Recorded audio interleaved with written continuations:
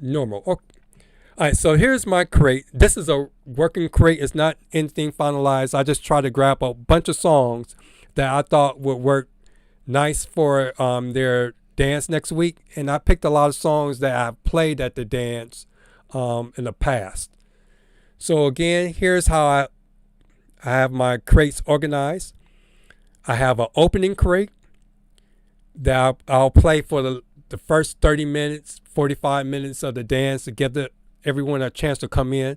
And I try to play songs, not necessarily, they're danceable songs because I don't want to scare them. So, but these are older songs that they might remember back when they're like was in the third grade, or I should say lower elementary school, or even in elementary school. Something that they remember to like draw their memory back.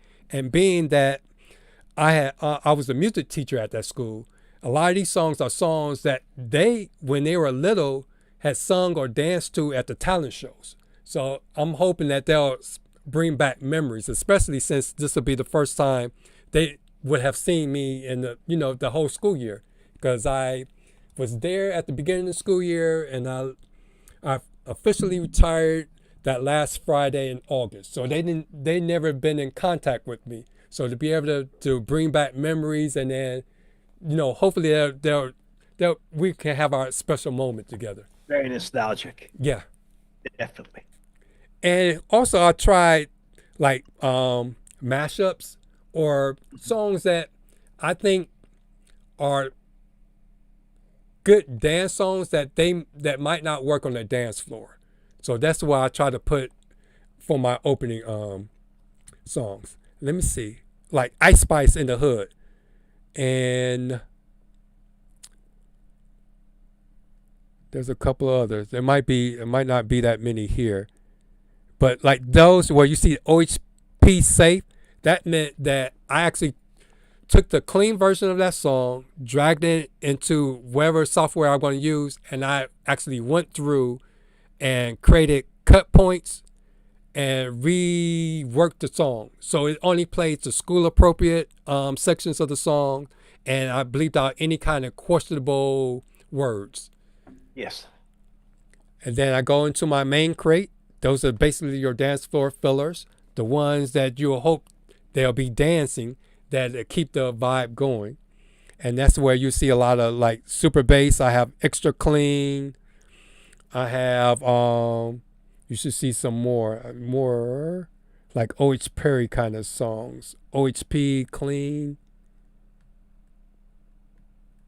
I don't see any here. So these must be the clean version as is. I can play these as is, but still again, I don't quick mix, but I pretty much give them a verse, chorus, maybe a second verse, and I'm on the chorus, I'm mixing out to the next one. Yes. So these ones I might play a little bit longer. And again, the bangers are the popular songs. So you have like Not Like Us, My Friends, Espresso with these mixes. I really like the Espresso and Starships mashup. So I had to go back and redo these, only because again, I ripped it from YouTube. So YouTube, I'm thinking YouTube, this is at 320. YouTube was at 196. It was like, it sounded good on my computer, but I know once I play it on my big speaker, it's gonna sound crappy. So to give it that presence, I took it over into my software, the Serato sampler, and did the stem outs. But then I just took the original Starship song and did the same thing, dragged it over, did the stem out, and just used the music to that. So I had to figure out what parts of the Nicki Minaj song that they used and match it back up to create a 320 sounding file of that one. Yes. And then here's my sturdy for the guys. And here you'll see a whole bunch of OH Perry safe songs that I redid. So I can just drop it and don't have to worry about doing anything extra, making sure Serato Flip is engaged for that song. Mm-hmm. Because there's a couple of times I forgot that to engage the flip feature, and it played songs. So there should be no surprises. And I try to pick songs that were more so, since a lot of the boys there play like basketball or football. Try to do more of the jock jam kind of songs. So Yeah. you'll see a lot of songs up here that's kind of like inappropriate if you play it as is, but if you hit the key parts and then mix out quickly, those songs, I'll do a quick mix, just so they can do that little rah rah rah and do whatever celebration dance that they normally do. Girls is similar. I call it the Ratchet Hot Cheetoh Crate Girls. So this is your Sexy Reds, Glorilla, those kind of songs. And I definitely did make sure I did a O.H. Perry save edit for those. Mm-hmm. So those should go up pretty good because they just want to shout and do their finger pointing and do their little TikTok dances. Yeah. And then I do have a TikTok Pacific crate. And for the TikTok songs, I actually went back and looked up the TikTok dance on YouTube, so I could see what part of the song do they do the dance to. So therefore, I'm not wasting. If the song is 3 minutes, I'm not wasting 2 minutes and 50 seconds to get to the part that they dance to. I just did the introduction so I could mix in and jump right into that point so they can go and do their little dance for their TikTok, and then mix on out. So these are quick mixes, pretty much, without me having to quick mix myself. It's already made to do that. Cool. Yep. Cool. And then of course I have the line dances to get the or the dance specifics, like Salento, Watch Me, Juju on the Beat, Hit the Quan, those kind of things to get them, to invite them up on the dance floor. How about a Little Man Anthem? Which one is that? This a song that I picked up years ago. Mm-hmm. It's the Jersey remix, a Little Man Anthem. I heard of him. Let me see, because I know I have songs of Little Man. Let me see. Little. Around here, the kids love that song. Oh, Team Little Man Anthem? Yes. The kids absolutely go crazy over around here. And that's going back from when my daughter was in junior high, middle school, Mm-hmm. and she's out of school 7 years, and they still go crazy over it, you know? Let me play a snippet, because I have a YouTube.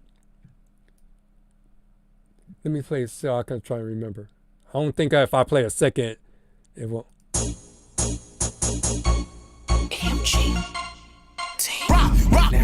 Rock, slide, twist, 1, 2, 3. That one? Yeah, that's it. I mean, that song is at least, 7 years my daughter's out of school, and then when she was in 6th grade, so that's 13 years ago, I started playing that song, and the kids still love it today. And then my last two crates, of course, I have the sing-alongs. And these are just basically just to get them to participate. Mm-hmm. And again, these are also a lot of songs that they sung in my talent shows, school talent shows. So, and then the slow, chill songs. These are the ones because they're supposed to have a dinner, some kind of dinner or something going on. So if I see that not too many people are dancing, then I'll throw these on until I see that they're pretty much finished and ready to go. Yes. And then I always have the end of the night crate. And I'm hoping to slide in Chris Brown, Don't Wake Me Up, because it has a nice little introduction. Therefore, I can say my final goodbyes to them and wish them well in high school. I gotta write it out and practice and time it. It's almost like doing a wedding, the introductions, so I can time it so it can fit that. I think it's I think it's a guitar or a violin pluck. It's one of those like classical kind of introductions, so I can hit it, and so as soon as I finish, it hits that EDM mark, and if I do it just right, it should go off with a bang. Yeah, you want everything to flow the right way. Yep. And so that's how I do my crates for a school dance. That's great. I mean, you're really detailed with your crates and stuff like that. I mean, and that's how we have to be, because if we don't, we're second guessing ourselves then. Mm-hmm. So once you start second guessing yourself, you're stoned. You start losing the attention of the guest, and then you start double thinking, and it's like, next thing you know, you're throwing anything on, trying to get the attention of the guest. So do you want to see what I do for my weddings? Oh yeah. Let me show one more thing I forgot. Because I mentioned something about that chart, the numbers with the chart. This is what I was referring to, and Mix and Key. I think Mix and Key puts their information in the comment section, where it tells you, it gives you the energy of the song, and then and then lexicon. I have mine go to my grouping column since I don't use it, and they'll tell you the danceability of the song. My screen. Oh, there you go. Okay. I got it. Okay, I was getting ready to get nervous again. The popularity of the song, it gives it a score between 1 and 10, and the happiness of the songs. So, beautiful. Again, I listen to the song still, and I give a star rating.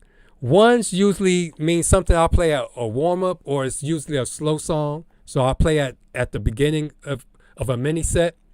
3s are my dance floor fillers, and then 5 are the bangers, the most populars. So that's how I'll use that information to fill that in. And then the color coordinate also goes with the energy level. Green meaning dance floor, the dance level is consistent. Yellow is usually laid back, mellow. Purple means those are bangings. Those are the speakers are going to knock. Yeah. So visually, I need to have those color coded things there, because a lot of times mentally it's hard for me. If a song is going, I might hear a song that would mix well with it, but if I could also see it, then it helps me out a whole lot better too. Again, it's the preparation. People don't realize what we go through to prepare for every event. And as you go along, and the preparation keeps taking place, it does become easier, but there's new songs coming out, so you still got to prepare them too. You know, It's not like, oh, I'm done, I don't have to prepare ever again. No, you got to keep preparing. You only want the best for the ones you love the most. So when it comes to those special days, don't put your trust into just any DJ. Choose the professionals that know mobile entertainment like no one else. From children's parties to sweet 16s, you can rely on the company that makes every event unforgettable. Be Sci-Fi Entertainment.